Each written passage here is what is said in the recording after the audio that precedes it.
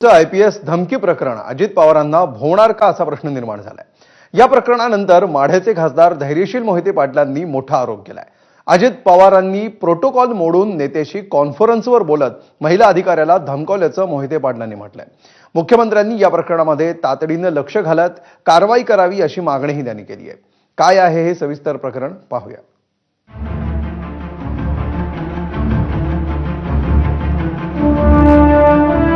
हा दुग्धाभिषेक सुरू आहे IPS अंजना कृष्णा यांच्या प्रतिमेत। अंजना कृष्णा अजितदादा तुम्ही माफी मागितलीच पाहिजे अशा गाव गुंडांवर गुन्हे जनशक्ती शेतकरी संघटनेचा जनशक्ती शेतकरी संघटनेचे अतुल खुपसे यांच्यासह 10 जणांवर हा अभिषेक केल्याप्रकरणी गुन्हा दाखल करण्यात आलाय।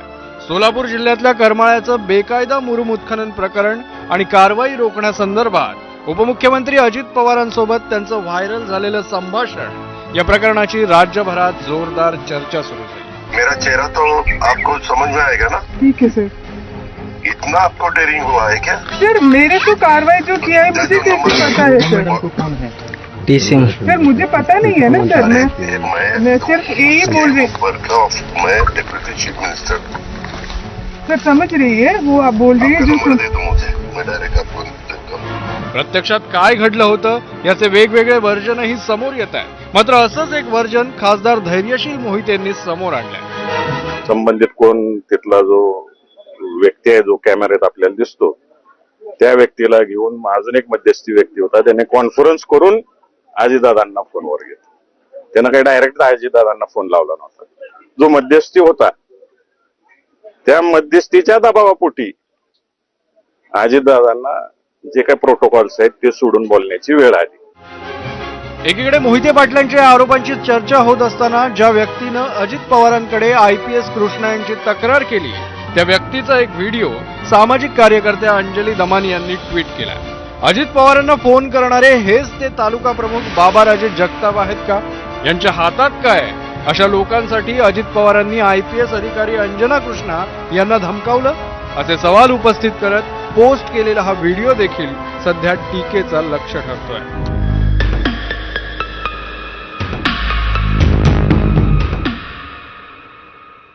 एकामागून एक हे प्रकार समोर येत राहिल्यामुळे अजितदादांच्या अडचणी वाढत चालल्या। ओबीसी आंदोलक लक्ष्मण हाकेंनी या प्रकारावरून अजितदादांवर चांगलेच आसूड ओढले। अजितदादा पवारांनी शरदचंद्रजी पवारांचा वारसा सांगू नये, कारण अजितदादा तुम्ही पोल्ट्रीवरचे कामगार शोभता।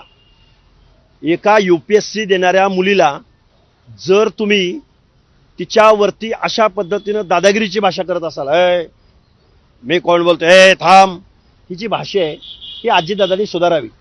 आणि जर तुम्हाला भाषा सुधारायची होत नसेल तर तुम्ही यशवंतराव चव्हाणांचं नाव घेऊ नका।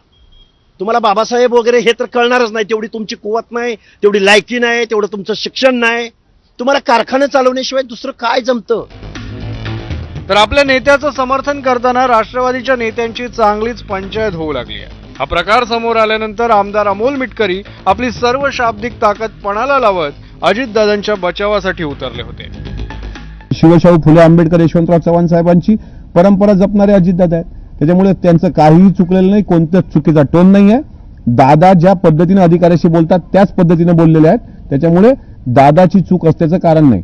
जर या महाराष्ट्रात या देशात कायदा कानून लागू आहे तर स्त्रियांना जेवढा अधिकार आहे तेवढा पुरुषांना पण अधिकार आहे। इक्वॅलिटी आहे ना आपल्या संविधानामध्ये, अशी महिला अधिकारी कोणी बोलू शकत नाही तुम्ही कोण आहे म्हणून।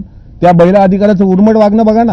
फ्रॉड डॉक्युमेंट करून ही अंजना कृष्णा नावाची महिला अधिकारी तिची पोस्टिंग झालेली आहे का त्याबद्दल तिची चौकशी करावी, आणि जर ती महिला अधिकारी दोषी असेल तर तिला सुद्धा पूजा खेडकर प्रमाणे तात्काळ निलंबित करावं, कारण आम्हाला शंका आहे तिला पदनियुक्ती किंवा जी काही दिल्या गेली त्यामध्ये मोठा घोळ असल्याची शंका मला आहे। मात्र 24 तास उलटायच्या आतच मिटकरींचा हा आवेश गळून पडला। ते माझं वैयक्तिक मत आहे, त्याचा पक्षाशी कुठलाही संबंध नाही, त्याला युटर्न म्हणता येणार नाही। जर आता तसं पत्र दिल्यानंतर काही कोणाला वाईट वाटलं असेल तर त्याबद्दल मी माझी दिलगिरी व्यक्त केलेली आहे। बाप्पांचं जसं विसर्जन सर्वांनी केलंय तसं या विषयाचं मी विसर्जन केलं। अजित पवारांचे आमदारही आपल्या विधानावर U-टर्न घेत आहेत, तर दुसरीकडे सोलापूरच्या पालकमंत्र्यांनी महिला अधिकाऱ्यांना आपलं समर्थन जाहीर करत अजितदादांची कोंडी करण्याचा प्रयत्न केला। माझी भूमिका ठाम आहे, ना वाळू ना मूळ, कुठल्याही पद्धतीची तस्करी करू दिली जाणार नाही आणि त्या अनुषंगानं जो कोणी करेल त्याच्यावर कारवाई होईल.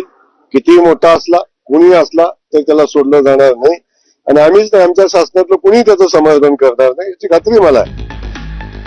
हिंदीत एक प्रसिद्ध म्हण आहे, जो बूंद से गई वो हौद से नहीं आती.